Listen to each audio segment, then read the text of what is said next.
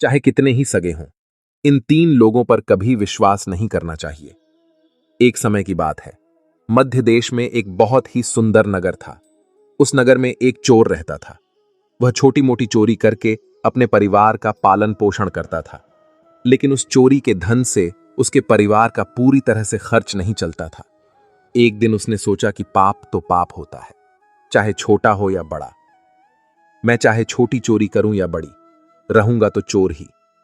पकड़े जाने पर दंड तो मुझे उतना ही मिलेगा, तो क्यों ना मैं बड़ी चोरी करूं। ऐसा निश्चय करके उसने उस नगर के राजा के खजाने को लूटने की योजना बनाई। रात होने पर वह राजमहल में घुस गया और किसी तरह जहां राजा का खजाना था वहां पहुंच गया। वहां पहुंचकर उसने देखा कि खजाने पर कई सैनिक पहरा दे रहे थे।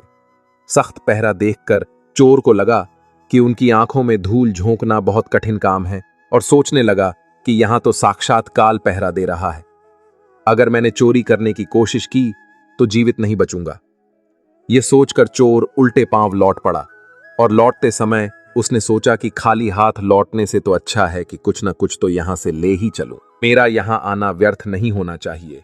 चोर के दिमाग में विचार आया कि राजा के शयन कक्ष में जाना चाहिए, जहां राजा सोता है, और शायद इस समय राजा अपने कपड़े उतार कर सो गया होगा। मैं राजा के राजवस्त्र चुरा कर ले आऊंगा और उन्हें पहनकर आसानी से धन चुराकर यहां से निकल जाऊंगा। पहरेदारों को लगेगा कि मैं राजा हूं, इसलिए वे मेरे रास्ते में नहीं आएंगे और मेरा काम आसान हो जाएगा। ऐसा निश्चय करके चोर राजा के शयन कक्ष के पास पहुंच गया और उसने धीरे से पर्दा हटाकर देखा तो अंदर का नजारा देखकर आश्चर्यचकित रह गया।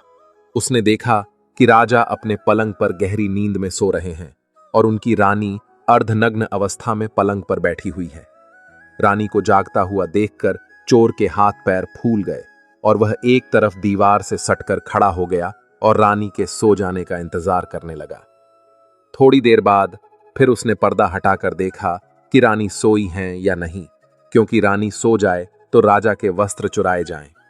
चोर ने देखा कि रानी अभी भी उसी तरह बैठी हुई थी। यह देखकर चोर वहां रखी हुई टेबल पर बैठने लगा। जैसे ही वह टेबल पर बैठा तो उस पर रखी हुई पानी की गिलास नीचे गिर गई। उस आवाज को सुनकर राजा की नींद तो नहीं खुली, परंतु रानी तलवार लेकर बाहर आ गई और तलवार चोर की गर्दन पर रख दी और बोली, कौन है तू और यहां किस लिए आया है? सच सच बता, वरना तेरा सिर धड़ से अलग कर दूंगी। चोर डर के मारे पसीने से लथपथ हो गया और हाथ जोड़कर गिड़गिड़ाता हुआ बोला, रानी साहिबा, मेरी जान बख्श दो। मैं एक गरीब चोर हूं और चोरी करने के उद्देश्य से ही यहां आया हूं। छोटी मोटी चोरी करके अपने परिवार का पालन पोषण करता हूं। आप मुझे मार दोगी तो मेरे बच्चे अनाथ हो जाएंगे। मैं वचन देता हूं कि इस बार मुझे छोड़ दो। मैं कभी दोबारा राजमहल की तरफ मुड़कर नहीं देखूंगा। मेरे छोटे छोटे बच्चों पर रहम करो। रानी को उस पर दया आई और उसने कहा, सुनो, मैं तुम्हें एक शर्त पर छोड़ सकती हूं। मैं इस समय काम से पीड़ित हूं। यदि तुम मेरे साथ समागम करोगे तो मैं तुम्हें यहां से जाने दूंगी, वरना एक ही झटके में तुम्हारा सिर काट दूंगी। रानी की यह अनोखी शर्त सुनकर चोर और भी ज्यादा घबरा गया और कहने लगा, रानी साहिबा, ये आप क्या कह रही हो? मैं तो एक चोर हूं और आप इतने बड़े राज्य की महारानी। मेरी क्या औकात है जो मैं आपके साथ ऐसा करूं? मेरे लिए तो यह सोचना भी बहुत बड़ा पाप है। रानी ने कहा, मैं कुछ नहीं सुनना चाहती। अगर तुम्हें अपनी जान प्यारी है तो मैं जैसा कहती हूं वैसा ही करो, वरना मरने के लिए तैयार हो जाओ। रानी का ऐसा प्रस्ताव सुनकर चोर की जान हलक में अटक गई और सोचने लगा, आज मैं बहुत बड़ी मुसीबत में फंस गया। यदि मैंने रानी की बात नहीं मानी तो भी मारा जाऊंगा और मान ली तो भी मारा जाऊंगा। चोर बहुत बड़ी दुविधा में पड़ गया कि क्या करूं।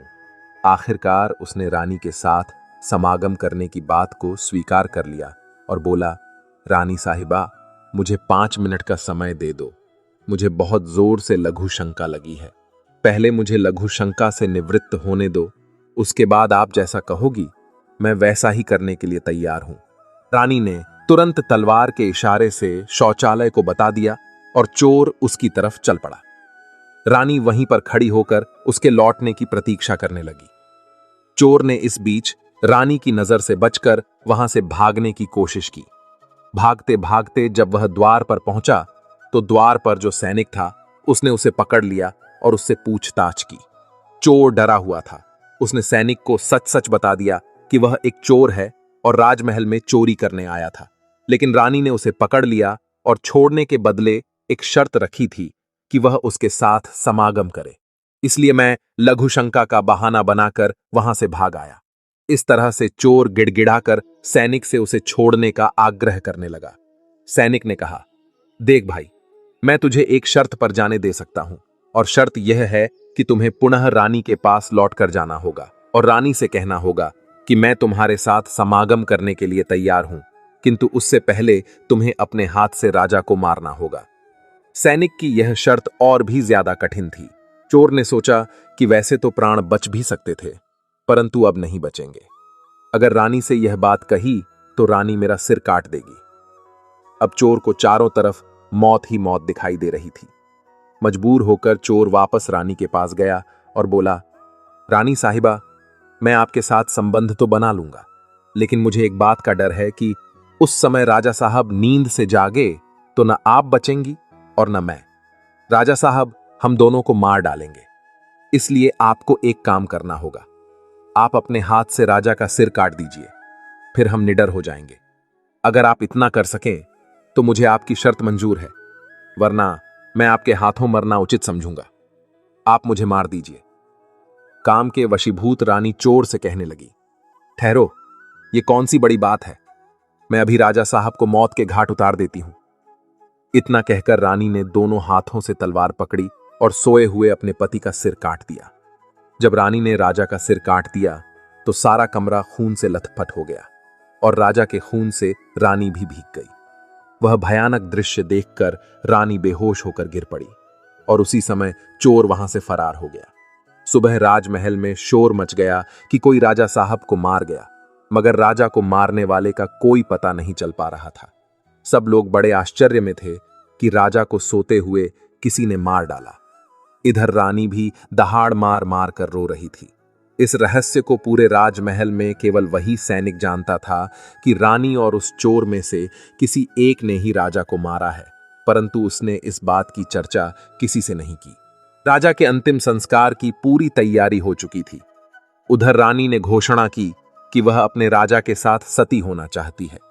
यह जानकर किसी ने रानी पर संदेह नहीं किया, क्योंकि अगर रानी ने राजा को मारा होता तो वह राजा के साथ सती क्यों होती। इधर रानी सारे सिंगार करके राजा के साथ चिता पर जाकर बैठ गई।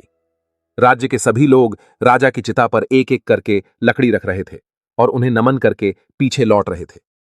इस प्रकार सबसे अंत में वह सैनिक भी राजा की चिता पर लकड़ी रखने गया जो इस रहस्य को जानता था। उसने धीरे से रानी के कान में कहा, महारानी, आप तो सती हो जाएंगी, लेकिन मुझे इतना तो बता दीजिए कि राजा को आपने मारा था या उस चोर ने। यह सुनकर रानी चौंक पड़ी। वह समझ गई कि इसका मतलब इस भेद को यह सैनिक भी जानता है। रानी ने कहा, सुनो, राजा को न तो मैंने मारा है न उस चोर ने।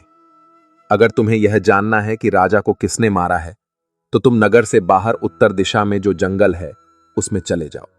वहां एक कुटिया में एक बुढ़िया रहती है, वह तुम्हें इस रहस्य को जरूर बता देगी। सैनिक को यह रहस्य जानना था, इसलिए वह अगले ही दिन रानी के बताए अनुसार जंगल में चला गया। जंगल में पहुंचने पर उसे वह कुटिया दिखाई दी जिसमें वह बुढ़िया रहती थी। सैनिक उस बुढ़िया के पैर पकड़कर बोला, मां जी, मैं एक रहस्य जानने के लिए आपके पास आया हूं। राजा साहब की हत्या किसने की, मुझे बताइए। तब बुढ़िया मां कहती है, बेटा, अगर तुझे यह रहस्य जानना है तो तुझे एक काम करना होगा। मेरी कुटिया के बाहर एक बकरा बंधा हुआ है, तू अपनी तलवार से उसका सिर काट दे और सिर काटते ही बकरे की दाढ़ वहीं गिर जाएगी और उसका सिर हवा में उड़ने लगेगा। तब तुम उस बकरे के सिर के कान पकड़कर लटक जाना।